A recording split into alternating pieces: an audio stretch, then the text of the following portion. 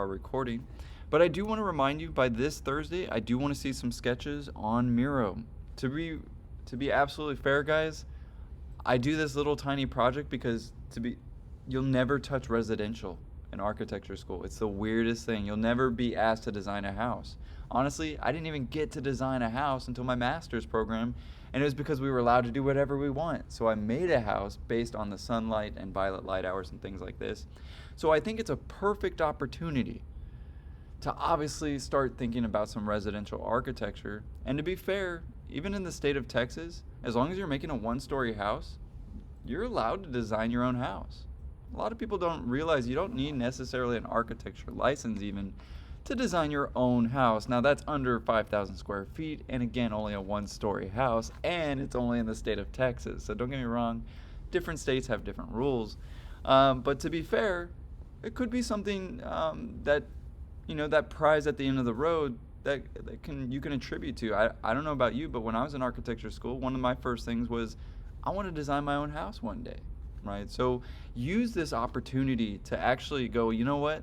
Actually, when I was learning Revit, we did our first residential house, and in my portfolio, I decided to make my own realistic studio out in the middle of West Texas or what have you, right? So again, even though this is kind of a fictitious situation, make the best out of it. So I just want to note that, right? Because you never know when you're going to use this later or even refer back to it, right? So always be doing your best every day. But let's go ahead and continue from where we were last time. I opened up a lot of things since then, so there it is. I've opened up 8 files since then. So it's been a heck of a week in my firm as well. Got some pretty big deadlines, bunch of engineers who don't know what they're doing, so but I don't remember. This isn't where we left off last time. Maybe I didn't save what I had. Not a problem. We can actually kind of review a little bit what I did last time. Essentially, we just went over the UI. So we went over, a couple of these tabs. We went over the project browser, and we went over the properties tab just in general. And lastly, we ended with actually making some topography. And just, to do it again quickly, we went to massing and site, topo soil. And in my case, I accidentally clicked on just regular topo soil. I need from an import because, well, we have an imported DWG. And in my case, I need to click on that import or create from CAD. So it's going to ask me, hey, where's that CAD file? Oh, it's in the project. And of course, we just need our topography lines. So last time we went ahead and started making our topography. We went over how to modify it a little bit. So in case you had some points that were, kind of being crazy, like mine are right now, you could take, say, a dot or a measurement that you know, such as 0, right? And you could really take all of those dots at once and set them to 0. So 0 feet, enter. And that's looking kind of weird, so maybe we actually push it up to this amount, which is, I don't know, 8 feet. So let's go ahead and copy that amount. And I'm just going to go ahead and take all these dots, or these points, and put them at 8 feet. Sweet. So that's looking pretty good. And we had to fix this one last time I think. So again, I click on the previous point, right? And to be fair, it doesn't work quite like Revit, quite like Rhino. It actually does the same thing both ways, regardless of which direction you go. So that's kind of, that can be kind of weird. But I'm going to take that -31 and apply it to the points that are closest to it. Obviously, that's a very weird situation. And you can see where it's coming from too. It's coming from that point. Maybe I accidentally labeled this topography, or maybe there's a point there that's maybe messed up and things like that. So let's grab that point, let's change it up, and it just sort of defaulted to 0 anyway. And to be fair, you don't even have to do it manually, right? You could just actually move it, and we could take some other points. To be fair, we can use our tool that we used last time. We could use the arrows themselves, although it doesn't want me to move it because, well, it's being controlled by another element. So again, this is kind of just recap, right, of a lot of things. If I double click on something, I can also change its boundaries. So in my case, I want to redraw that boundary. Yeah, I can delete it for now. Basically put it back together and essentially get that whole piece. So for the sake of today, I'm just going to try and go in order and what we would essentially do in order to make this a building, right?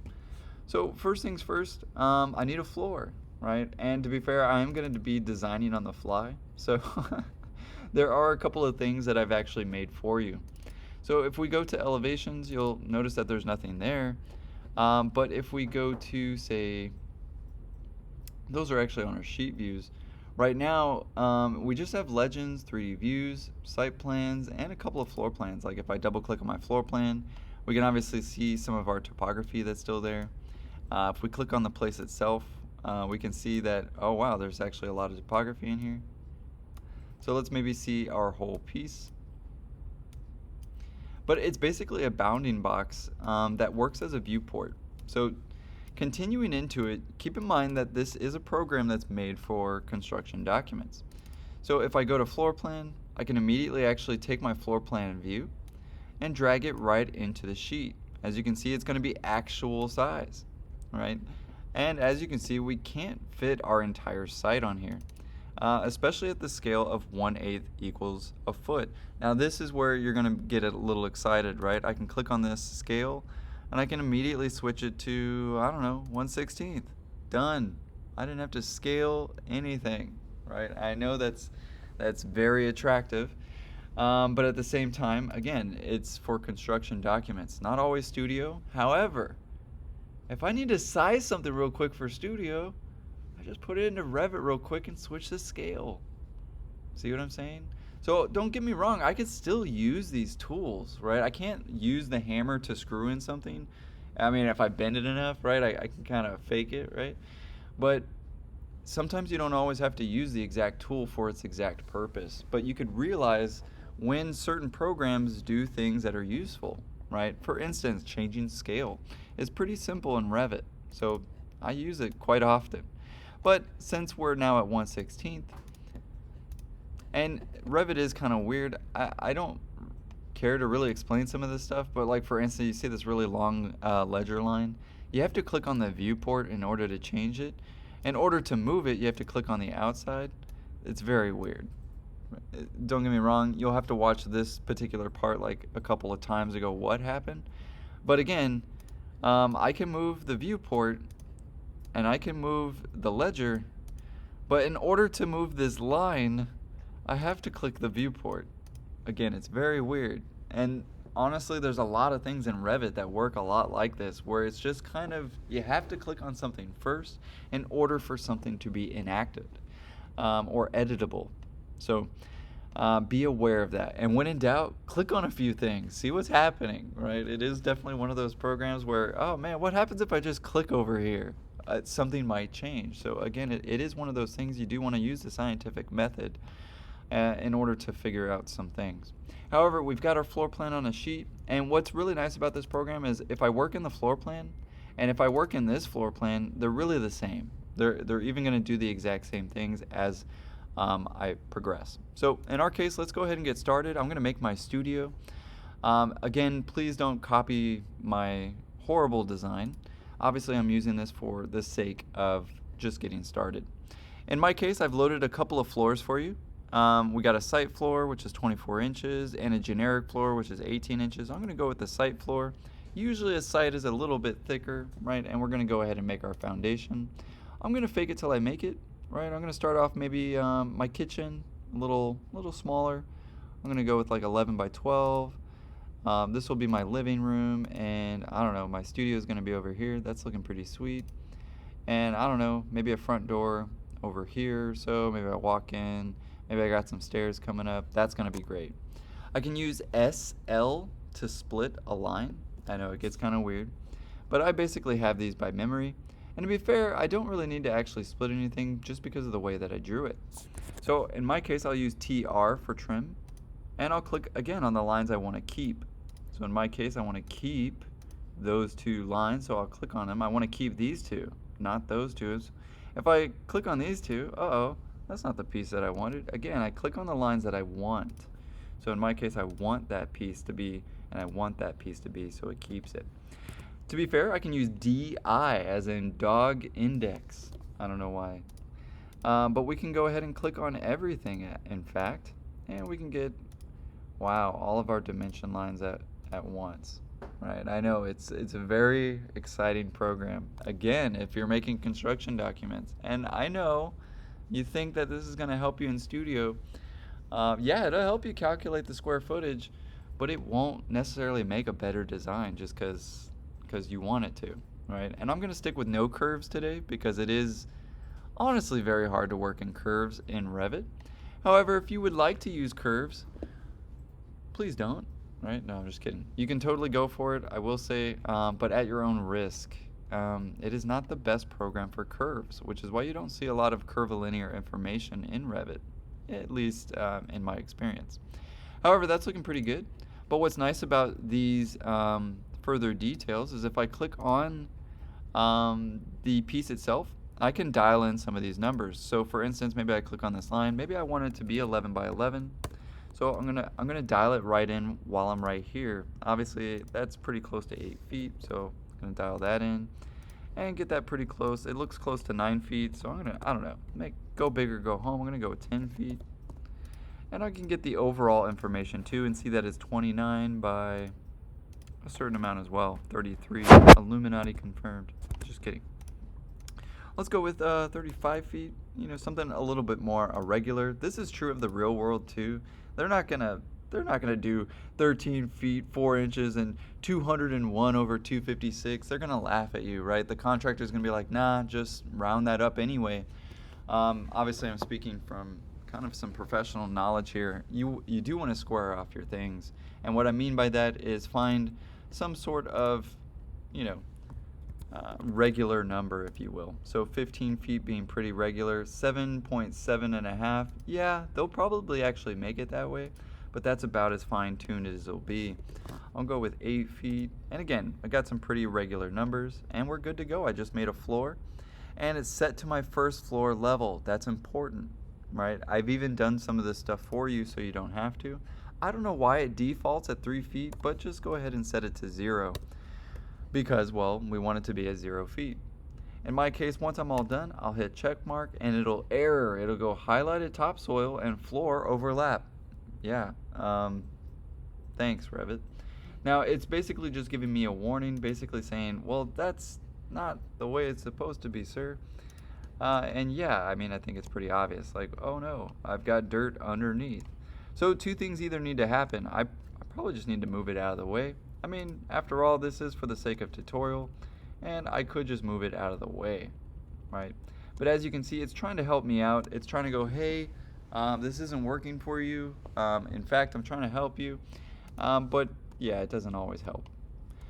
So in my case, that's looking pretty good, but I do have a floating situation. So, well, I might need to make that thicker, or I might need to get the dirt actually a little bit closer up here. Honestly, both are actually fine in this situation. I could show how to do both, and I plan to basically just show you how to do both. For instance, I may want, I don't know, a basement layer or something. We can go ahead and do that for the sake of tutorial. Some of you guys might be thinking outside the box here for your designs, so we might as well get into it as well. So in my case, first things first, I can, well, just change the topography. I can add a point, right? And I know that this is basically 0 over here. You see how it's kind of trying to help us again? If you look at your cursor, it's going, hey, this is -2 feet, -2 feet. This is -7 inches, so on and so forth. So when I set a point, I'm going to set my point at, say, -6 inches. And basically just use my architecture to set those points.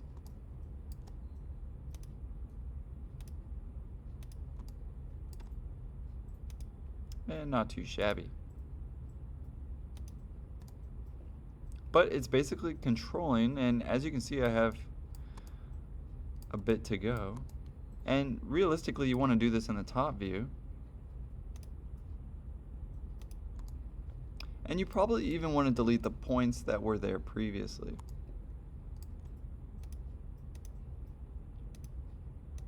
So for instance, this point, again, keep in mind, this is a, I can use HH to hide something real quick. but I may need to modify those points. So in my case, I'm going to delete some points. Again, I got to make sure it's just the point. And then in my case, function delete, especially if you're on kind of a separate program like I am. But we'll essentially take those points and delete them because we no longer need them. If I want to show this back, I can do a couple things actually. I could just reset it, right? So you see these little glasses, you can click on that and reset temporary hide, and everything comes back into play. And as you can see, it didn't really keep my points. That's okay. We can move them manually as well. Not a big deal. But of course, this is just one way that we can get our topography to match. We could fake it till we make it, right? We'll call it the Eskimo way. But obviously you can't have multiple points selected or it'll move those as well. So let's, and as you can see, this is a pretty tedious part, right? Again, this is because, well, I'm only going to have to move it once if I'm just constructing it once and things like that. But as you can see, I have to sit here and dial it in. You know, pretty stringently. It is not a design program, as you can see.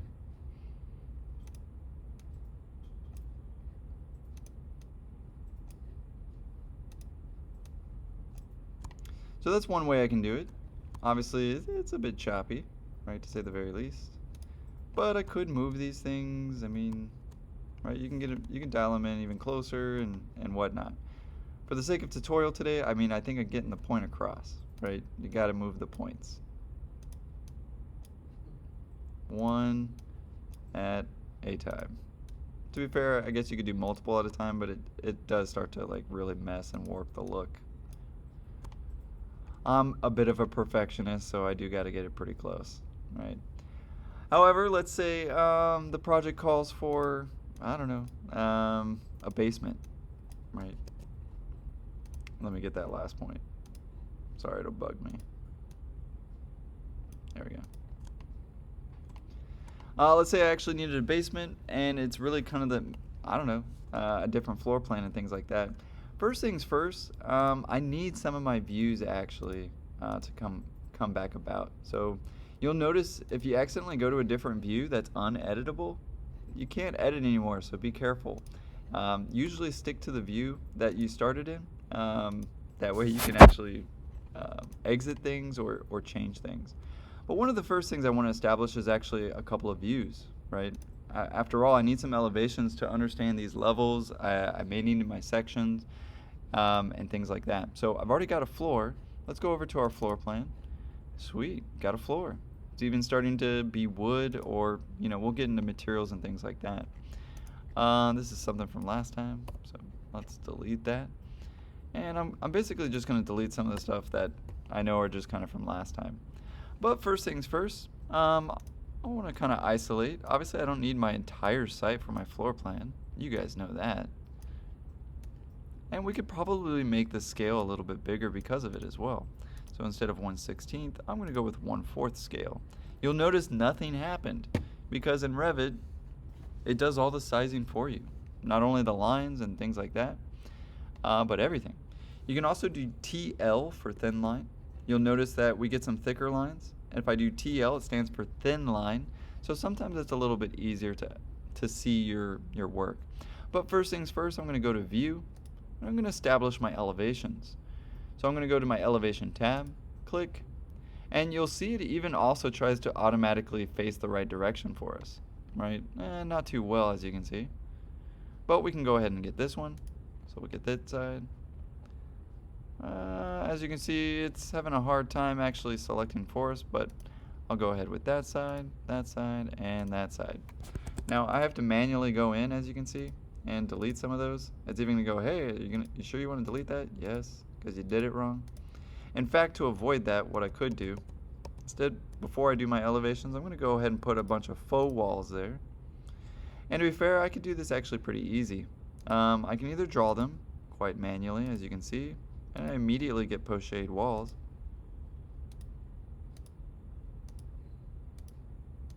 Another way to do it So I'm gonna go ahead and undo that.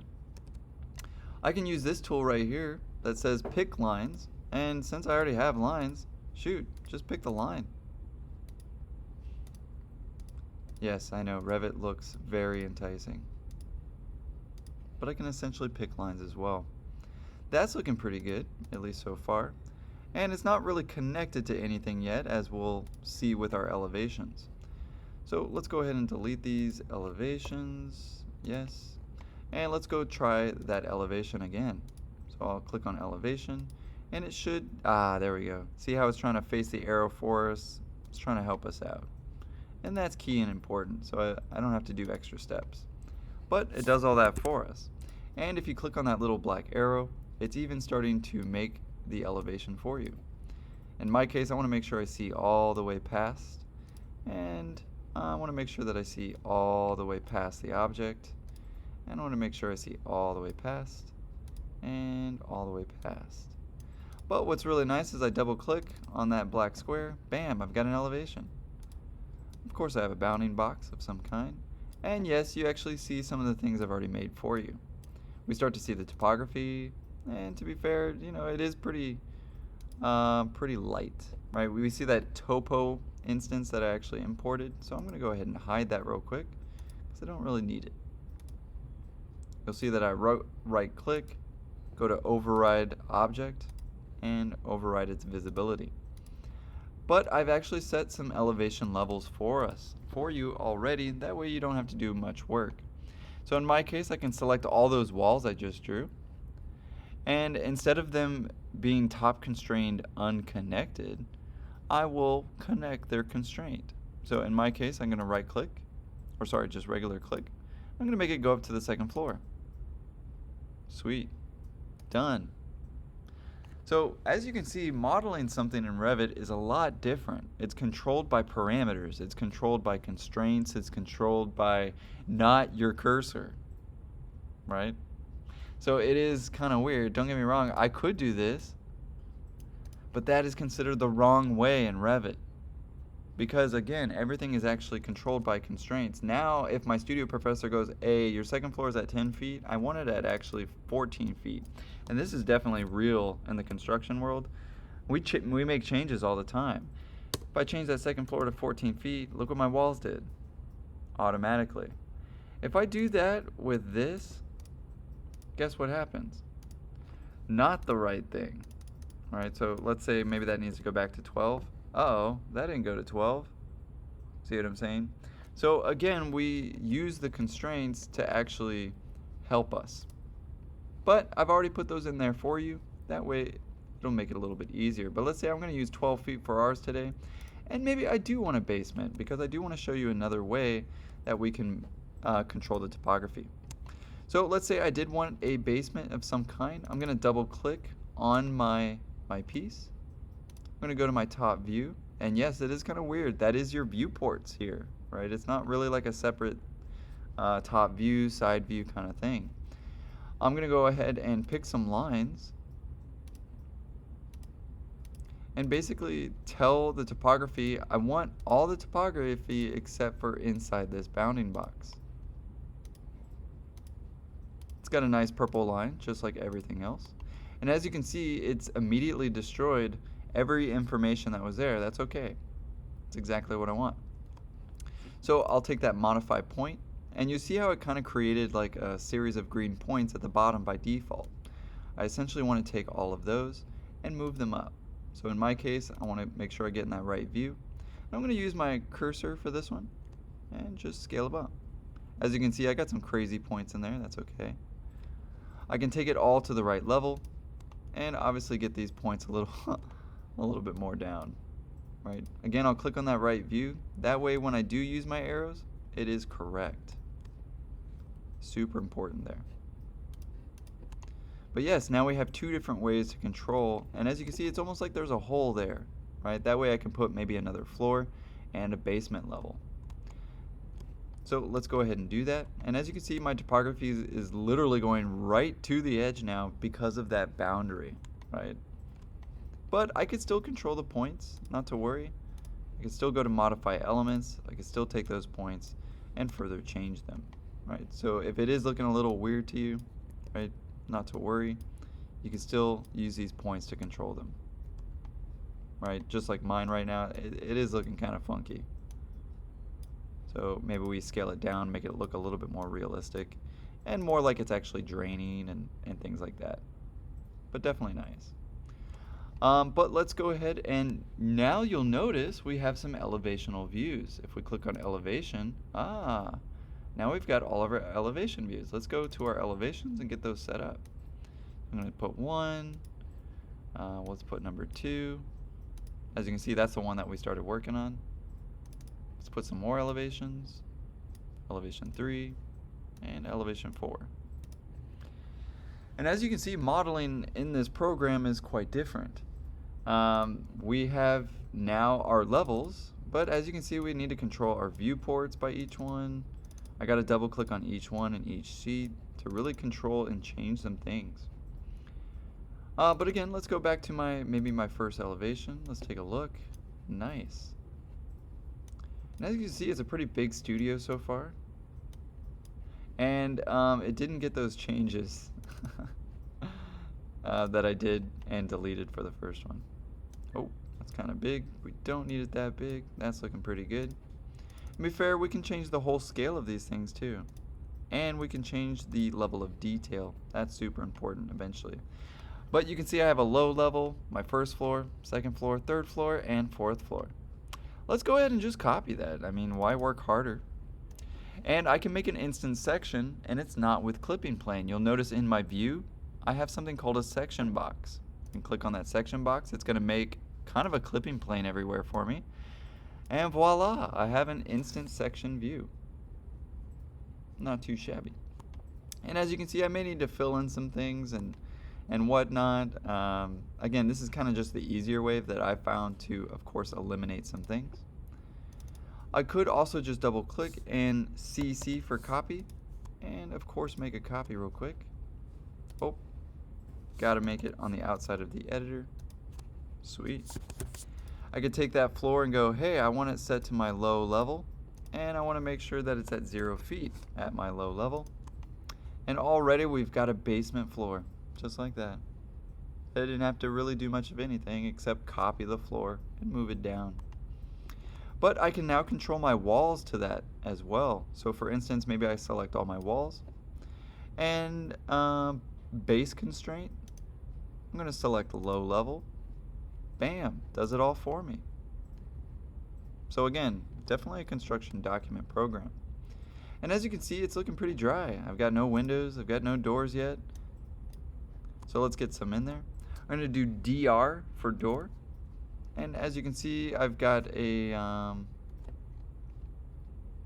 garage door. So I'm going to switch to my drop-down window, and yes, I've loaded a bunch for you. And let's go ahead and let's put our front door in. Again, this is not a design program, so I'd obviously want to follow my sketches and things like that. But that's looking pretty good so far. I have a front door, maybe a side exit door eventually for my kitchen, and that's looking pretty good. Let's go to WN for window, and yes, I've loaded some windows for you as well, such as fixed windows. Right, we got some small windows and a couple of just default windows, right? 36 by 24, pretty typical window. And honestly, I'm just putting them anywhere because I can further change it from there, right? Those are looking pretty big, pretty nice. I don't know, fake it till I make it. I'm just gonna put 3 over here, maybe 1 over there. And to be fair, I can move these around, as you can see, pretty easily. So I'm gonna fake it till I make it. Obviously, I'm kind of in design mode, so obviously I want some in the kitchen.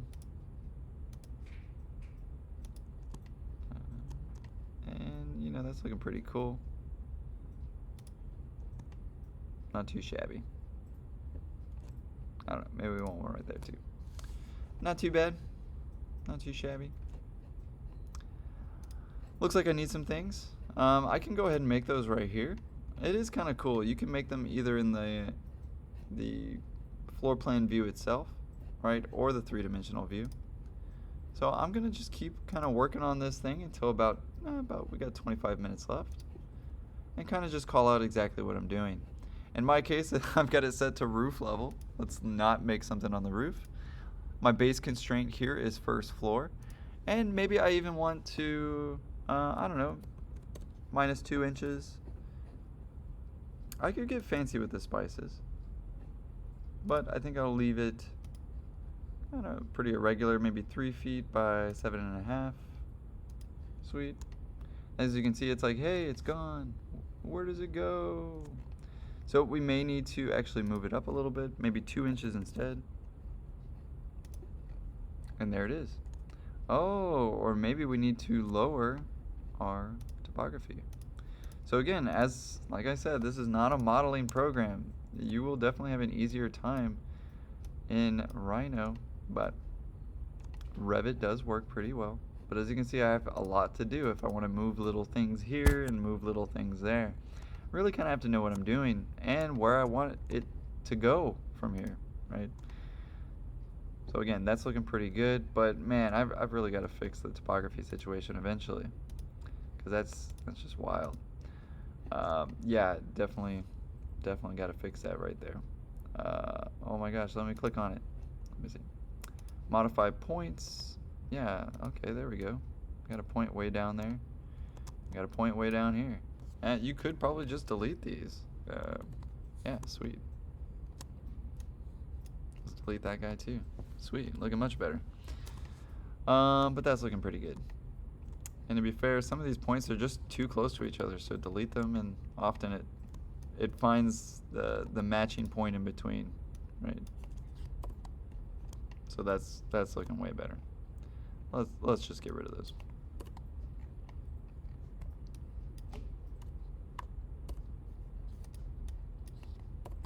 Sweet. Looking way better. Sorry, I'm definitely a perfectionist. Nice. Let's go ahead and get a second floor here, and we need a lot of stairs here. We need one going downstairs. We need one going upstairs. So if I need to edit something, essentially I can click on something, but sometimes you'll realize, oh man, I can't like click on this. It's best to find an edge of something. If you can't find the edge of something, make an edge of something, right? I'm gonna hide this wall real quick. Hey, there's the edge. I didn't actually delete the wall, I just typed in HH to, of course, hide it. Now, if I wanted to see it actually at the exact same time, I can click on this weird little reveal hidden elements light bulb, and technically it is still there, and yes, it'll ask you to constantly save your project. But that blue cyan wall you see there is technically hidden, right? So don't get me wrong, there's all kinds of different options and things to click on in Revit if you haven't noticed already. And I know I'm probably scaring some of you guys with all the amount that I'm clicking on. But the idea is to kind of walk you through it, right? At least how this program works. So I'm going to click on that edge. I can double click on that edge to make it editable. And I think I'm going to make my stairs basically in this corner. After all, I want maybe my drafting table over here, maybe some storage at the bottom, and maybe just kind of a recording studio at the bottom. I don't know. I'm definitely a musician at heart, so having some of that stuff sounds pretty cool to me. So I'm going to go ahead and chop open this room, and as you can see, I'm kind of just faking it until I make it. I could actually trim this line to that line, right? So TR. Maybe I want to go there, TR, and I don't actually need that line anymore. I'm going to go ahead and keep it. And it's going to go, hey, whoa, bro, you haven't actually completed the sketch. You're going to be like, oh, man, I'm so sorry, bro. Right? And as you can see, I got some pretty wild lines going on. Right? It's basically going, oh, you know, this isn't actually closed, or do you want to continue? And it turns it orange basically to basically show me where the problem is. And yes, I want to continue. And clearly I drew it wrong. That's okay. I can edit undo and continue on from there. I accidentally clicked the wrong lines when I was trimming. So make sure you don't accidentally delete the wrong lines like I just did there. Again, I'm not sure why it's just kind of automatically deleting that, but let's go ahead and TR. Not sure why it won't let me delete this line actually. remove reference. It looks like it's because it's trying to maintain that dimension line that I put on there. It was just trying to maintain it. Again, there's a lot of different errors in Revit, but solved, and now we got a nice little piece. That way we can go ahead and start forming our stairs. And to be fair, we can actually go ahead and make our second floor too. I mean, why not? I'm gonna need a hole up there as well, so might as well make a copy, CC, and make a copy. I know it's about 12 feet. However, you'll notice that I need to click on it and change its constraints. It's set to level 2, and it does some of that stuff automatically, I will say. But now it looks like my walls are not going high enough. Let's go all the way to constraint level 3. So I'm going to go ahead and click on one of my elevations. Sweet. I'm going to go ahead and select all my walls, and it varies. Oh yeah, that dumb wall I forgot to fix varies. So my base constraint, I'm going to make sure that it's at the low level. Base offset, I'm going to go with 0. And top offset, I want to make sure it goes to the 3rd floor, and there we go. And voila, it's already changed it in this view as well, right? So let's maybe end it on stairs today. Stairs can be pretty complex. So yeah, let's end it on a nice note. But clearly we got to go all the way from the basement all the way to the top, and there's definitely some, I would say try to do that one piece at a time. However, let's get a better way of looking at it. So we're kind of clip-planing it. That way we can take an easier look at it. Not too shabby. Let's go ahead and go to that floor plan, but you might be thinking to yourself like, man, where is the floor plan for that? There's floor plan for this, and there's site. That was kind of already a given. So I may need to make some floor plans. So I'm going to go to View. I'm going to go to Plan Views, and it's already going to try and help you, right? So I'm going to go to Floor Plan. Obviously, that's what I want. And it's going to go, hey, are you talking about the low level, the 3rd floor, the 2nd floor? Obviously, I'm talking about my low level. So I'm going to double click and press OK. And that is my low level floor plan. Voila, I didn't have to do jack. Sorry for my language. But it is pretty nice in some regards, right? Especially coming from a Rhinoceros, where a lot of this is definitely manual, but definitely much more intuitive. But as you can see, now I've got my low level floor plan, and I can switch it to 1/4, and we see that automatically our pieces get smaller and things like that. Obviously not so much my DWG, so I'm going to hide that as well. But I just need the floor plan, and I just need to start making my stairs. So I'm going to go over to Architecture tab. I'm going to go over to my stair. And yes, I've loaded some for you as well, such as a monolithic stair, a precast stair, and west stairs just happens to be something left over that I ended up having for some reason. I'm not sure why, but it is what it is. I'm going to go with a monolithic stair today. And you'll see that there's a couple of options. My base level, starting at the low level and at 0 feet. And I want it to go all the way to the top level at 0 feet.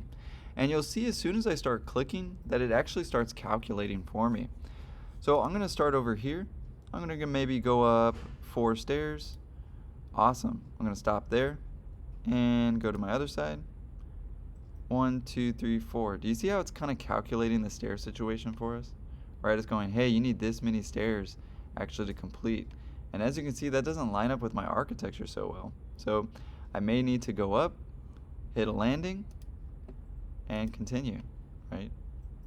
Oh, don't want to do that. Start off across and go up from there. So I don't know, maybe it's a pretty tight situation in terms of my stairs, but that's okay. It's basically telling me, hey, I can't make this stair, it's too close to the other stair. And that's okay. Unfortunately, I'm gonna have to start over, right? I kind of messed up there, and like I said, Revit can be kind of one of those programs where you kind of just have to get it right the first time because, well, it's a construction document program. It's not really wanting you to change it, right? It doesn't want you to change it. It wants you to figure it out. So again, it's really helpful to draft this and to make some basic sketches first, right? Before you just kind of go in there into Revit, start clicking around and hoping for the best, like I'm doing today. Obviously, I'm a little bit more professional with the program, so I can do that, but I know for some of us, you know, getting it to line up just right can be kind of difficult. And as you can see, it doesn't really like edit undo in these modified area parts. So again, I have to usually just keep starting over. In my case, I can control a little bit of this. So I have been starting on the support exterior right. I'm going to start on support exterior left. And as you can see, that kind of helps a little bit. And you can change this as you go. So I can use this, say 1, 2, 3, 4. That's actually looking is about as far as we can go. And then I can switch that to the left and go from there as well. And as you can see, it's having an easier time connecting that, right? It even tries to like make the landing for you and everything like that. But again, maybe I can only go up so many steps. And as you can see, I'm almost running out of steps here. Going way off. Let's maybe go up 3. I don't know, maybe we go up 2. Shouldn't hit my head, actually, now that I think about it. No, should be okay. I'm going to go up 2 steps. And let's try that again. There we go. Nailed it. And we got all the way to the 21 risers that we need. So I'm going to press check, and I'm going to go ahead and move the entire stair into place, right? And as you can see, it's pretty wild. Let's go take a look at it in the 3 dimensions. So if you lost, like I lost mine, I accidentally clicked out of it, you can just go back to 3D views. So far, looking pretty good. Obviously, I drew it in the wrong spot. That explains a lot. Like I said, there's a reason why we sketch these things first and we don't design in Revit, because it's very easy to mess up. But let's go to my floor plan. Not a big deal. Obviously, I can just rotate that.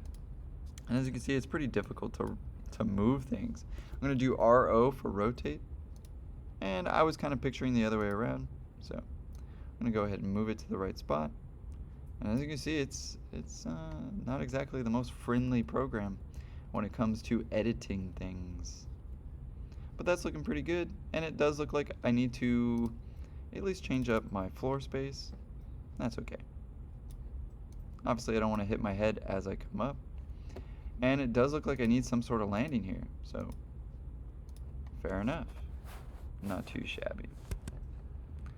But as you can see, I got a huge hole here. So, we need to fake it till we make it. Finish the rest of that. And get rid of anything we don't need. So in my case, that piece. And that piece. There we go. Voila. I know I make it look too easy. But we got our stairs in the right spot now, so you know, if we even want to kind of check out what that looks like, right? We can go to our low level, in my case. I'm going to go ahead and get a camera, so view, and I'm going to go to 3D views and get a camera. I'm going to go ahead and sit way back here and make that cone. Again, you understand the cone pretty well now, don't you? Because of rhinoceros. So we'll take that cone and we'll go, wow, look, that's what it's going to look like downstairs. I can click on something to, of course, use that as my center. If especially in Revit, as soon as I click on something, it's going to use that as my center, if that makes sense. But that's looking pretty good so far. I will say I have about 6 minutes left, so let's continue the stairs. Let's finish our stairs up. But so far, it's looking actually pretty good. And there's multiple ways to look at stuff, right? I mean, obviously, we can use our section cut view, but there's no zoom extents, right? Like one of my favorite tools to use in Rhino. But that's looking pretty good. We'll probably copy it. I mean, oh no, that might not actually work. My landing's a little bit different, so I may need to go to my view and continue from here, right? Instead of continuing from there, we'll continue our stairs from here. If it's getting too confusing, you can also hide this. So HH, again, I can always hide some stuff. It's not deleting it, just HH. That way, again, it's a little easier to look at, in my opinion, especially when I'm trying to make stuff or draw things in Revit. So let's go back to my architecture tab. I'm going to go to stairs. And again, I'm going to start here instead, starting at the first floor, going up to second floor. Again, I don't have to do nada. right? It's going to do all that calculation for me, and it's already calculated. It looks like, let's find out. So let's see. Let's click on this side first. Okay, I'm going to go left justified on this one. Or sorry, right justified. Let's go with 2 steps. Oh, wrong side. That's okay. I'm just pressing escape if I get it wrong. But I kind of want to copy those previous stairs I just did. Right, have some continuity. That's looking pretty good so far. And again, I have a couple, it says 11 risers to go. So, fake it till I make it. And, oh man, it's really gonna get close. I guess I'm gonna have to go up again. That's okay. It's just gonna be a weird ending. And yeah, just keep in mind this is for the sake of tutorial. You normally wouldn't do stairs like this. That would be super funky. Actually, and as you can see, I can't edit undo it. It just kind of gets rid of the pieces by piece, which is really annoying. And to be fair, I can't even like start a new one. It starts over every time. Oh, maybe. Oh, man, new Revit's pretty good. Okay, Revit, I hear you. You've been listening. Let's maybe get to that last step. It says I need one more step. So I'm gonna have one landing in there. Okay. Yeah, that's kind of funky. But if it works, it works. And let's go check out our 3D model. And oh, looks like we need to fix our floor again. Obviously, we can't walk into a floor. So another thing that is very useful is AL for alignment. AL as in Al. And I can basically align to a face. So I want to get to that edge, and I want to tell that to go to that edge. I know I make it look too simple, right? But we can very easily get it directly to that edge. And you might have to watch that one a couple of times. Let's watch it again, right? I'm going to double click. That boundary is that boundary. I know it looks weird because it is kind of hard to see, and I wouldn't be lying to you if I kind of just imagine it's correct all the time. I'm going to go ahead and double click, and again I'm going to use AL, and you can kind of see that it's way off, right? I mean, it's like way in there. I'm going to use AL for Al, or alignment. I'm going to click on what I want to align to first, and then I'm going to click on the line that I want to align. Clicks it and check it. Boom. I got some pretty funky stairs, but it's working pretty well. And I don't know about you, but my landing's going the wrong way. Oh man, that's okay. And oh no, I've got a hole in my second floor. So obviously, you got to design these things, right? So not the best program to make some changes, but let's go ahead and do so. I'm going to double click, I'm going to get rid of this side, and I'm going to go the other way. So in my case, I'm going to go this way. But I do need to align to something, and let's face it, the 3D view isn't maybe the best for stairs. So I'm going to go back to my floor plan and try again. But again, it can get pretty confusing. Be careful. And the wrong side. And as you can see, I might have to start all over again. So I'm just, to be fair, in my experience, if you mess up, just delete it, because you could probably do it again easier, right? Don't try and save stuff in Revit. Don't be a hero, right? Let's face it, those stairs were just a couple of clicks, so it's not like we have to remodel or do anything of that sort. In my case, I need that last stair to go up. So let's try again, and trust me, you'll try over and over and over, and eventually you'll get really good at Revit, you know? Especially in the workforce, right, where we do have to do these things over. And I already still have them hidden, and I can edit undo if I can't remember what I just did and go, oh yeah, okay, so I'm starting here, I'm going up 2, going up 4, and then going this way. Okay, perfect. So I'm gonna go ahead and delete that again. Yes, I don't need that. Let's delete that floor again. Right, don't need it. Let's try again. So last but not least, we'll end it there for today on this stair. And we'll recap as well, because we've gone over a lot today. Again, let's get that piece. Oh man, get the wrong side every time. Let's go with the right side. And again, it's so that I can get it, you know, really dialed in. Obviously switch to my left again. 1, 2, 3, 4, 5. 1, 2. And this time, I'm going to go the other way. So again, take that piece. Oh, man, almost got it. Try again. Go to the right side. And again, this is exactly why Revit's hard for some people. It is a tricky program, especially if you've never even made stairs before. Can you imagine? Like, you've never even had Rhino experience. You'd be like, what is this program doing? So there's definitely a reason why we go over Rhino first. But it looks like we nailed it, and we just need to fix our floor plan a little bit. That's okay. I'll go ahead and do that in my view itself, just because that seems seems fairly intuitive. We'll get that there. Fake it till we make it. I'll use TR because I don't sit there and try to make things perfect. TR is going to make it perfect for me anyway. Got to draw the rest. So bam, bam, bam. TR. Again, keeping what I want. TR, keeping what I want. Check.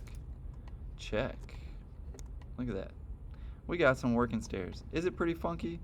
Those windows probably can't go there. Right? You don't want to put rails and things. But what's really nice is it is pretty intuitive in terms of you get immediate results, right? I mean, we have immediately a three-dimensional model, and I can use my arrows. I can even move my windows around, and it does it all nice, and I don't have to wire cut anything. You know, it can be pretty nice, right? But we'll stop it there for today, and obviously continue next time. Just to recap, we went over quite a bit. Obviously, we had to reopen our 1315 template model, and I'll go ahead and actually save that now, so we won't have to do this all over again. We'll basically start from here next time. First things first, we went over the topography again. We went over some of the walls. We went over how to move some of the topography, how to make it editable, right, using modify certain elements. We went over making some doors, putting some windows, making some floors, controlling those floors and how high they are. We went over elevations and, of course, how to get started with levels, and the fact that we can use parametric architecture to, of course, affect these things. Of course, by the way, that doesn't affect the stairs. So your stairs will be off if you move your levels. So as I just accidentally did, I made sure to go back on that. And as you can see, I can mess up things pretty easily in Revit, as I just did. Anyway, let's go ahead and put that back at 0, and obviously edit undo, and we can move some things. As you can see, I got to change my levels a little bit, and that's okay too. Wow. 1, 2, and that's looking pretty good. I can also align. Bam. So I could do things like that too, if I wanted to dial things in. But as you can see, it's a very different modeling program, right? Obviously, we'll continue after stairs, hopefully on Thursday or even next Tuesday. We'll continue with really the next floor plan, adding some furniture, and really just a lot of other things. We got the roof to talk about, some structure, columns, beams, all kinds of stuff. As you know, this is a construction document maker, so it definitely wants finished product-like stuff. So we're going to be talking about beams and columns and everything in between. So, any questions so far? Maybe something that I've skipped? I know you're obviously working in the background, but in case a question does come up, feel free to stop me and ask that question. So, we'll end the recording for today on that note. And remember, we want some sketches by this Thursday. All right, we'll end it there.